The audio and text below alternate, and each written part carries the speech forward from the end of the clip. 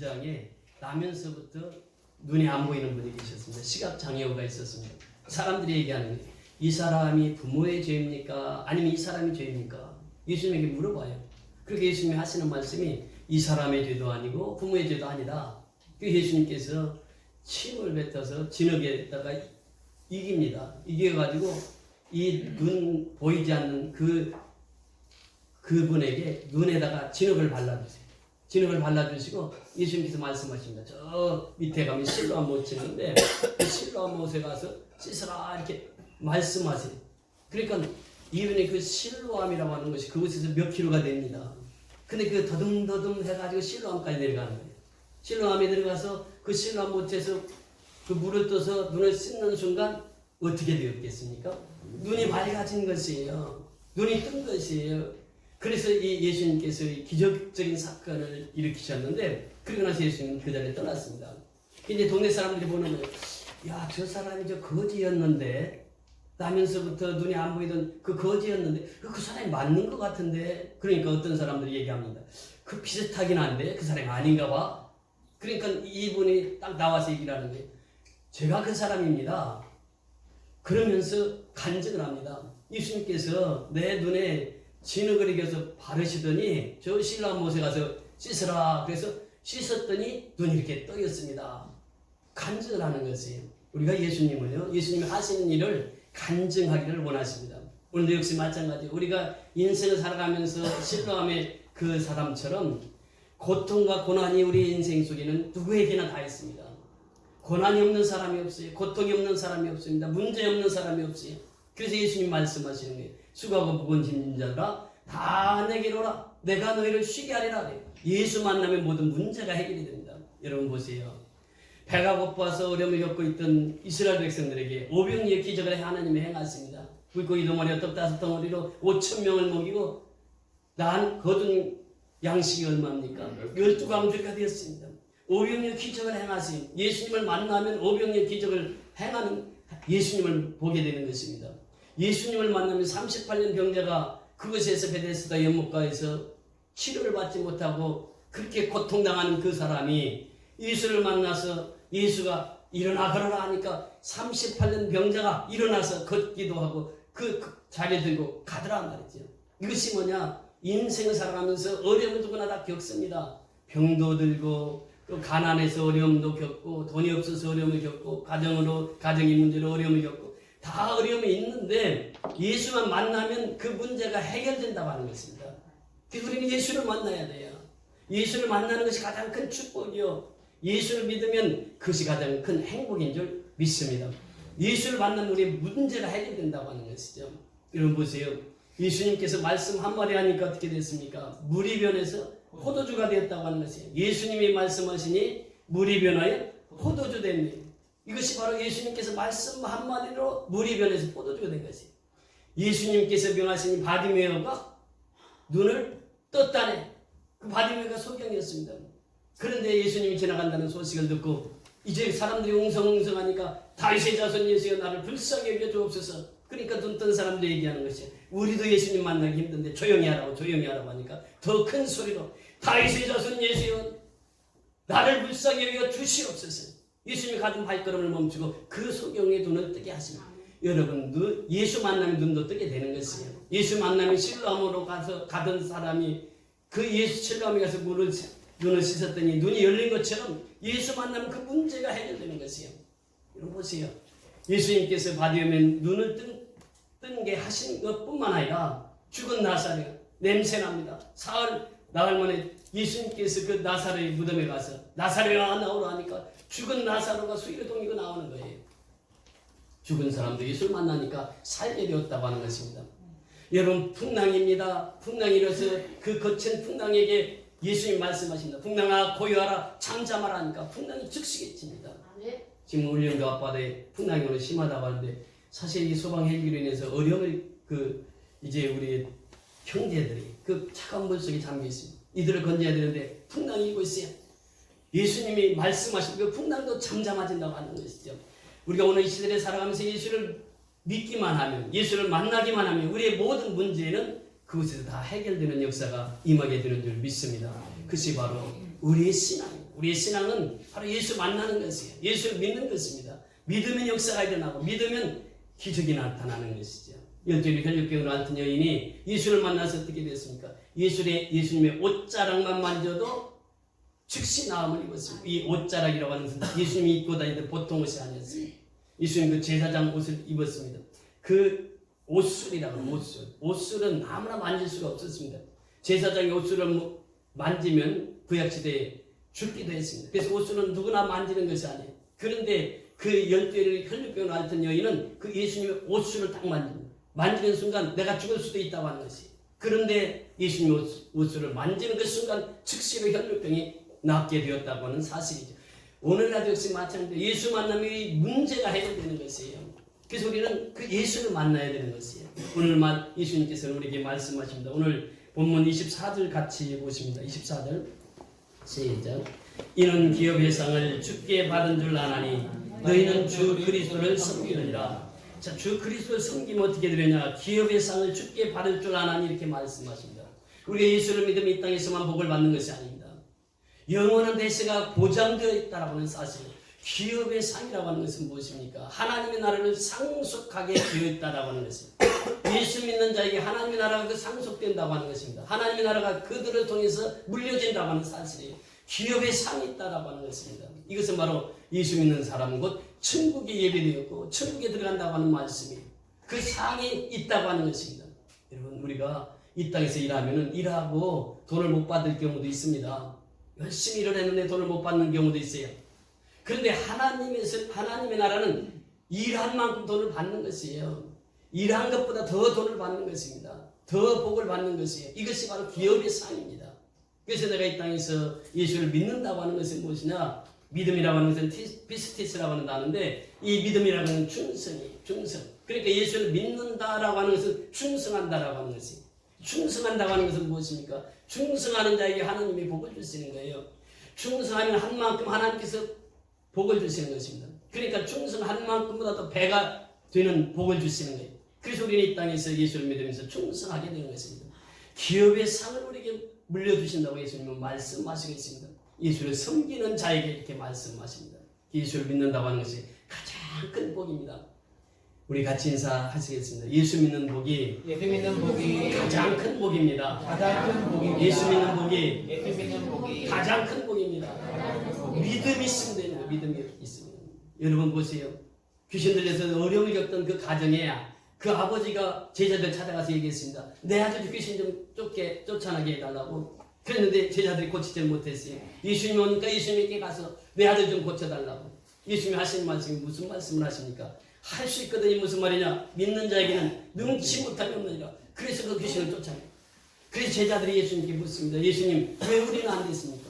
그러니까 이런 이유는 금식과 기도에는 다른 이유가 없느니라 이렇게 말씀하십니다. 우리가 기도하고 하나님 앞에 그 믿음으로 나가게 되면 그 믿음을 통해서 하나님은 위대한 역사를 이루어 가시는 줄 믿습니다. 이것이 이제 주를 섬기는 자에게는 기업의 상을 물려주신다 이렇게 말씀하시고 있습니다. 성경에는 우리에게 그렇게 말씀하십니다. 로마서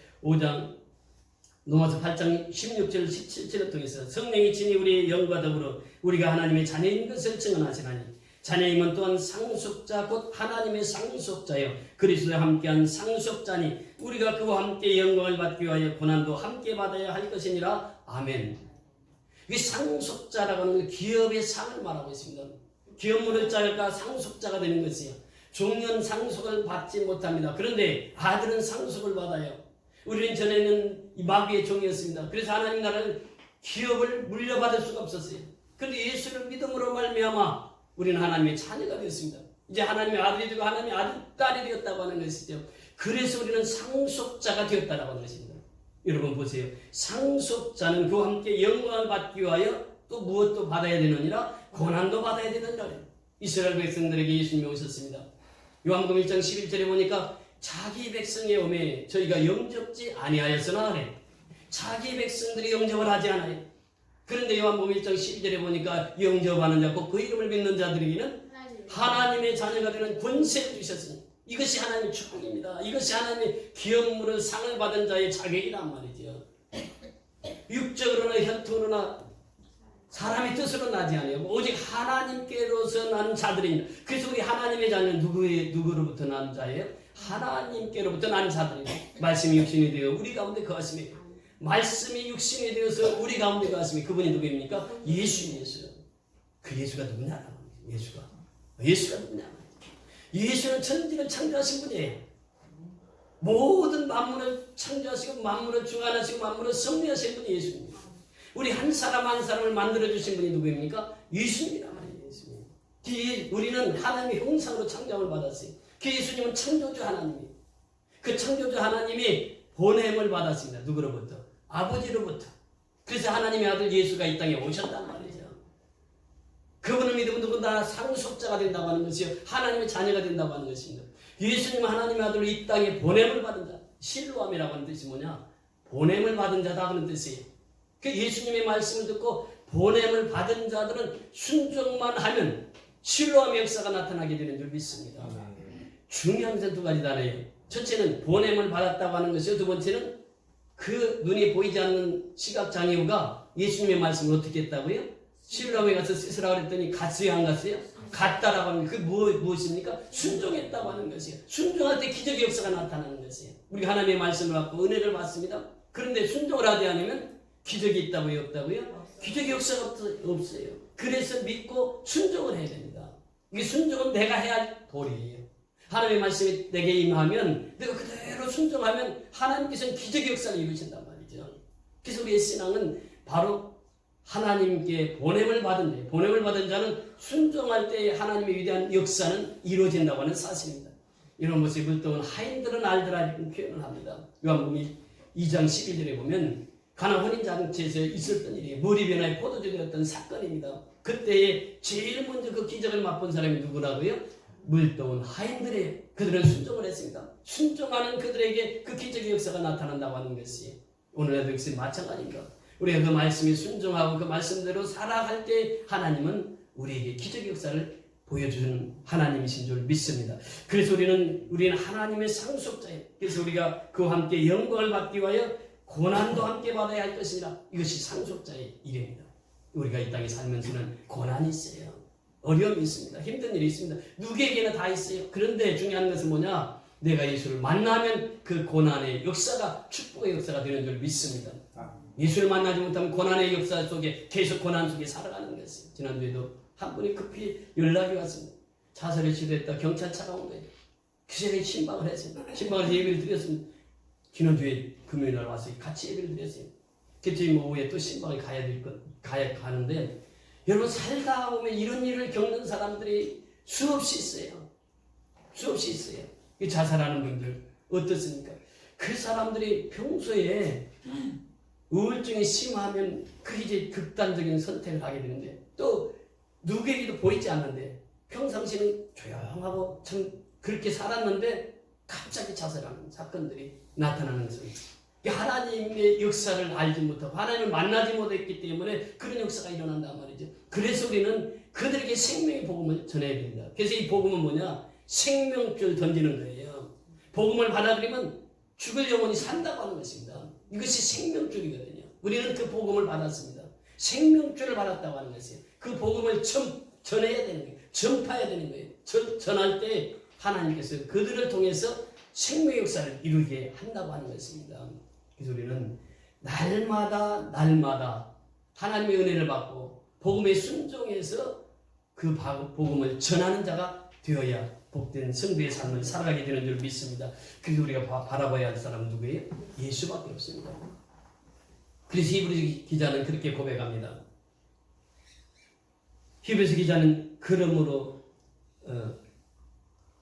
하늘의 부르심을 함께 받은 거룩한 형제 자매 여러분, 우리가 고백하는 신앙의 사도요 대제사장이신 예수를 깊이 생각하십시오. 여기 보면 이제 하나님께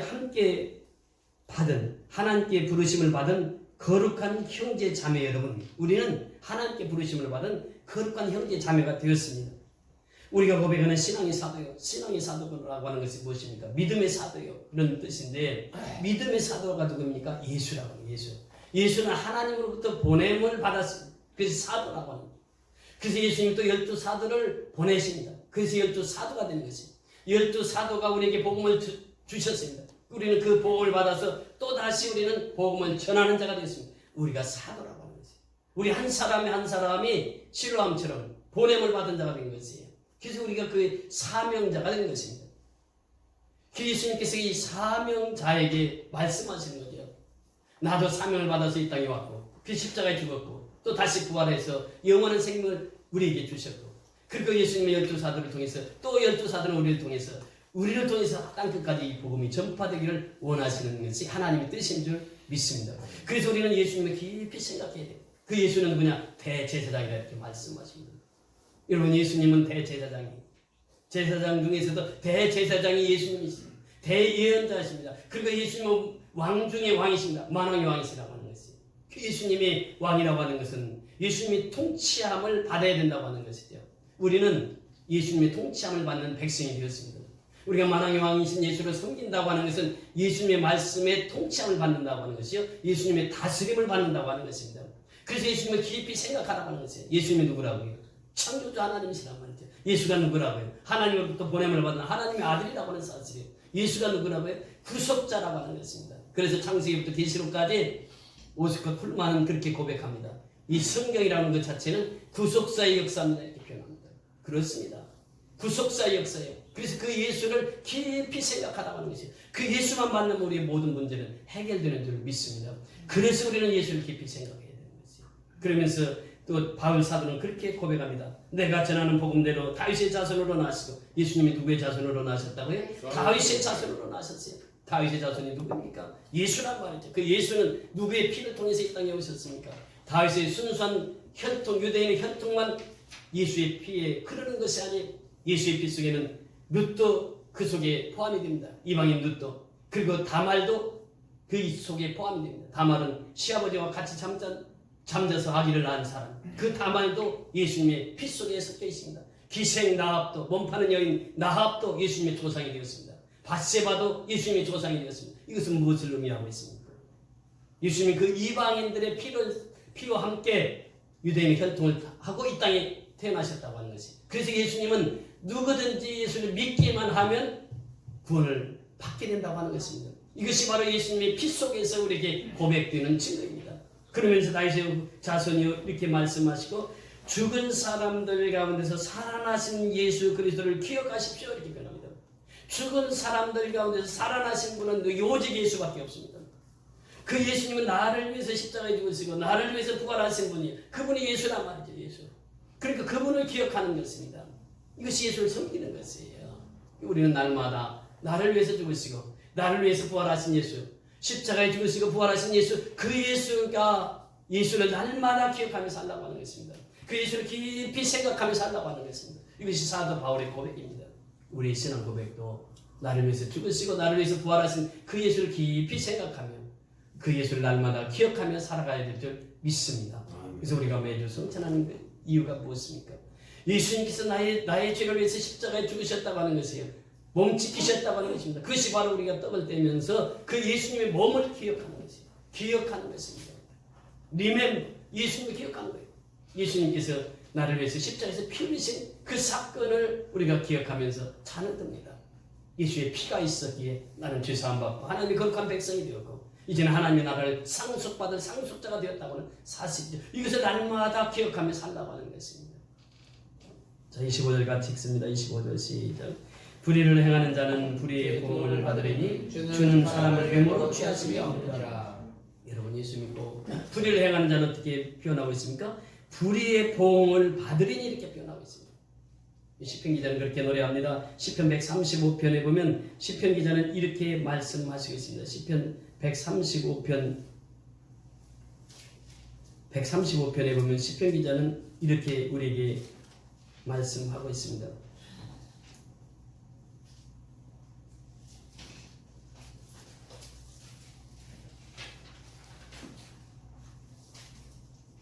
(15절부터) 보면 열국의 우상은 은금이요 사람의 손으로 만든 것이라. 입이 있어도 말하지 못하며 눈이 있어도 보지 못하며 귀가 있어도 듣지 못하며 그들의 입에는 아무 호흡도 없나니 그것을 만든 자와 그것을 의지하는 자가 다 그것과 같으리로다. 이스라엘 족수가 여호와를 송축하라. 아론의 족수가 여호와를 송축하라. 내 족수가 여호와를 송축하라. 여호와를 경외하는 너희들아 여호와를 송축하라. 예루살렘에 계시는 여호와는 시온에서 찬송을 받으실지어다. 할렐루야. 불의를 행한 자가 누굽니까? 우상 숭배하는 자. 하나님 가장 싫어하는 일을 하는 자들입니다. 이 사람들은 이 하늘나라에 속해 있을 수가 없는 것입니다. 그래서 그들은 입이 있어도 말하지 못합니다. 우상이 그렇습니다. 입이 있어도 말하지 못해요. 여러분 보세요. 우상은 말을 못합니다. 다곤 신상이 말하는 무엇입니까? 우상은 말을 못합니다.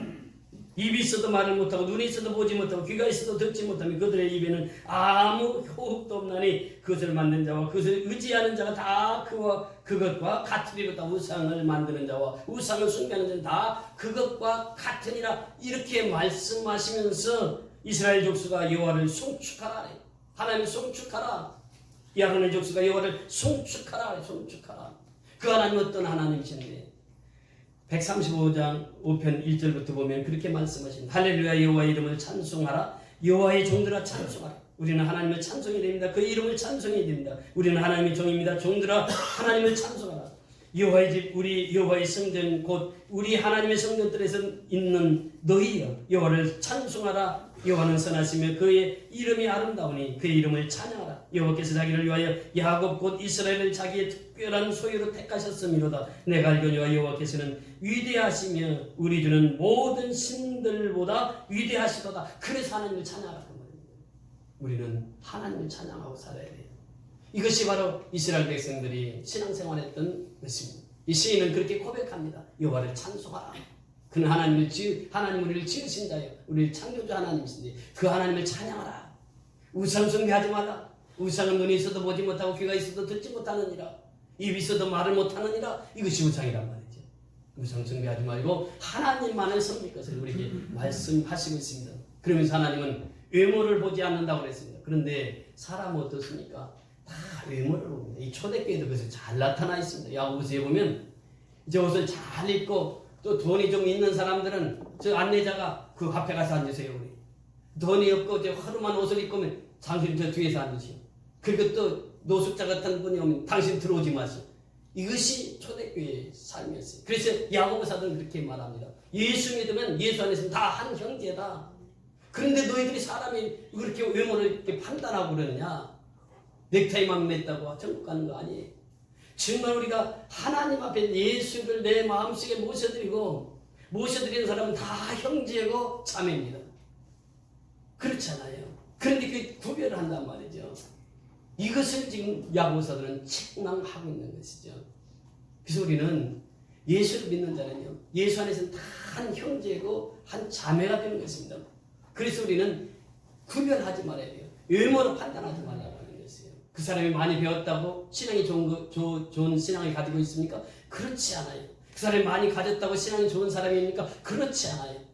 못 가졌어도 신앙이 좋은 사람이 있어요. 못 배웠어도 신앙이 좋은 사람이 있습니다. 하나님 나라는 누가 갑니까? 신앙 있는 사람이 가는 것이에요. 많이 배웠다고 하는 것이고 가는 것이 아니고, 많이 배웠다고 하는 것이 아니고 많이 가졌다고 하는 것이 아니에요. 신앙이 있는 사람이 하나님을 소유하는 것입니다. 그래서 우리 예수 믿는 사람은 다 평범한 것이에요. 예수님께서 말씀하십니다. 사람은 외모를 보지 말라고 하는 것이에요. 베드로 사도를 통해서도 말씀하십니다. 또 구약에서도 말씀하십니다. 사무엘에게 왕을 삼을 때에 사무엘이 갔습니다. 갔는데 사무엘이 보기에는 첫째 아들, 둘째 아들, 셋째 아들이 다 미남이고 키도 크고 훌륭해. 그래서 이 사람들 왕을 삼으려고 하니까 하나님께서 말씀하시니 너 사람의 외모를 보지 말라. 외모를 보지 말라. 나 여호와는 중심을 보는 거예요. 오늘날도 역시 마찬가지입니다. 하나님 보시는 것은 외모가 아닙니다. 그 사람의 신앙, 그 중심을 보는 거예요. 내 마음속에 예수를 얼마나 품고 사는지, 정말 나는 예수를 만나고 살아가는지, 그것을 예수님이 보신다고 하는 것이죠. 그 마음속에 있는, 그 사람 속에 있는 그 예수를 보는 거죠. 나는 외모를 보지 않는다. 이거 하나님께서 말씀하시는 거예요. 나는 그 사람의 그 중심을 보는다. 그 중심 속에 예수가 얼마나 역사하고 있는지, 그 중심 속에 예수님을 얼마나 잘 모시고 사는지, 그것을 하나님은 보신다고 하는 것입니다. 우리가 신앙생활하면서 외모를 보고 판단하면 이것은 잘못된 신앙. 그래서 하나님은 그 중심을 보시는 하나님. 오늘날도 역시 그 하나님은 우리의 중심을 보시는 하나님이신 줄 믿습니다. 자, 4장 1절 다 같이 읽습니다. 4장 1절 시작. 상전들아 의와 공평을 종들에게 베풀지니 너희에게도 하나님의 상전이 계심을 알지어다. 자, 오늘 말씀의 제목이 무엇입니까? 너희에게도 하늘에 상전이 계심을 알지어다. 이것입니다.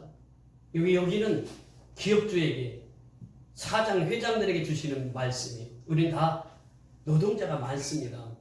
사장이나 회장은 그렇게 드물어요. 그런데 하나님께서는 노동자에게도 똑같이 말씀하세요. 누구에게 하듯 하라? 죽게 하듯 하라. 노동자도 주인을 섬길 때 죽게 하듯 하라. 그러면 기업주는 어떻게 하라고요? 기업주도 그 사원들을 또 직원들을 대할 때 어떻게 하라고요? 죽게 하듯 하라고 하는 것이에요. 왜 죽게 하듯 하라 그렇게 명하냐면 너희에게도 뭐예요? 하늘에 상전이 계시느니라. 계시니라. 그게 네가 기업주라고 해서 네 사업체가 전부 네 것이 아니란 말이야. 누구의 것이? 하나님의 것이다. 하나님의 상전이 허락해서 네가 사업주가 되고 회사의 대표가 된 것이지. 네가 잘나서 그렇게 된 것이 아니란 말이야. 그렇다고 하면 직원을 대할 때도 어떻게 대하라고? 죽게 대하듯 하라는 거지. 직원도 역시 마찬가지입니다. 사장을 대할 때 죽게 대하듯 하라. 우리가 신앙은 뭐냐? 우리 위에 누가 계시다고요? 하늘의 상전이 계신 거예요. 그래서 우리는 이 사실을 일생 동안 잊지 말고 살아야 됩니다. 그래서 예수님은 만왕의 왕이라고 하신 그 사건이 무엇을 우리에게 말씀하시고 있습니까? 예수님은 대통령 중에 대통령이라고 하는 것이죠. 만왕의 왕이시라고 하는 것이에요. 그래서 우리는 예수님보다 높은 사람은 하나도 있을 수 없습니다. 다 예수님 말 안에 있는 거예요. 그래서 예수님은 하늘의 상전이 우리는 예수를 모시고 사는 자들입니다. 그래서 우리는 예수님을 우리의 생활의 첫 자리에 모시고 사는 것이에요. 그래서 날마다 예수님이 명하시는 대로 우리는 순종하고 살 뿐입니다. 이름은 잘 기억이 안 납니다만 그 제가 읽은 책 중에 그런 책이 있습니다. 성령님 안녕하십니까? 라고 하는 책이 있습니다. 이분이 너무 은혜를 받았어요. 그렇게 제 생활을 합니다. 늘 예수님만 생각하고 살아요. 늘 성령님만 생각하고 살아요. 늘 하나님만 생각하고 살아요. 아침에 잠자리에 일어나면 성령님 안녕하십니까? 하고 문안 인사를 네. 그리고 이제 아침 밥을 먹기 전에도 성령님 안녕하십니까? 인사를 사람을 만나기 전에도 또 성령님 안녕하십니까? 사람 만나 자동차를 운전할 때 자기가 먼저 운전석에 가지 않아요? 조수석에 딱 문 열어놓고 성령님 먼저 타세요 하고 성령님을 모시고 자기가 운전석으로 가서 딱 타고 가는. 운전을 할 때도 누구를 모시고 가요? 성령님을 모시고 가는 거예요. 우리 신앙이 바로 그래야 된단 말이죠. 우리의 신앙의 포커스는 예수를 초점을 맞추고 사는 거죠. 그러니까 우리의 신앙은 내가 생각하고 내가 판단하는 것은 잘못될 수 있고 잘못될 수도 있어요. 그런데 하나님의 생각은 잘못된 것이 없습니다. 정확한 것이에요. 하나님은 정확하신 분이에요. 그래서 히브리서 11장에 보면 믿음의 선진들이 쭉 소개를 하면서 그 믿음의 선진들이 어떻게 살았던가, 아브라함이 어떻게 살았던가, 모세가 어떻게 살았던가, 다윗이, 솔로몬이 그렇게 쭉 소개를 하면서 그들은 세상 사람들이 감당치 못했다. 무슨 말입니까? 예수님께 초점을 맞추고 살았더라 그 말입니다. 그러니까 세상 사람들이 그를 건드리지를 못해 감당을 못합니다. 요즘에도 마찬가지입니다. 예수 잘 믿으면요, 예수 믿는 사람이 가장 강한 것이에요. 여러분, 예수 믿는 한 사람이 기도하면 예수 없는 한 나라보다도 강하다고 하는 존 납스 목사는 그런 고백을 합니다. 그래서 우리가 예수를 잘 믿으면요, 그 한 사람이 기도하는 것이 한 나라가 기도 없는 나라보다 강한 것이 바로 예수 믿는 것이에요. 그래서 우리는 그 예수님의 그 권세, 예수님의 그 능력을 누구에게 주셨습니까? 자녀들에게 다 주신 거예요. 자녀들에게. 우리에게 다 주신 것이에요. 그래서 우리는 그 예수님께 초점을 맞추고 살아야 돼요. 성령님께 초점을 맞추고 살아야 돼요. 내 생각대로, 내 뜻대로 살지 말고, 그래서 예수님만 바라보자고 하는 것이에요. 그래서 히브리서 10장 2절에 보면 그 믿음의 선지들을 쭉 소개하고, 히브리서 10장 2절에 보면 믿음의 뒤에 계신 이 예수를 바라보라. 예수 바라보는 것이, 예수님께 초점을 맞추는 것이 우리 인생이 행복해지는 비결이고, 우리의 사업이 잘 되는 길이고, 우리 직장 생활이 잘 되는 것이고, 이 나라의 민족이 잘 되는 줄 믿습니다.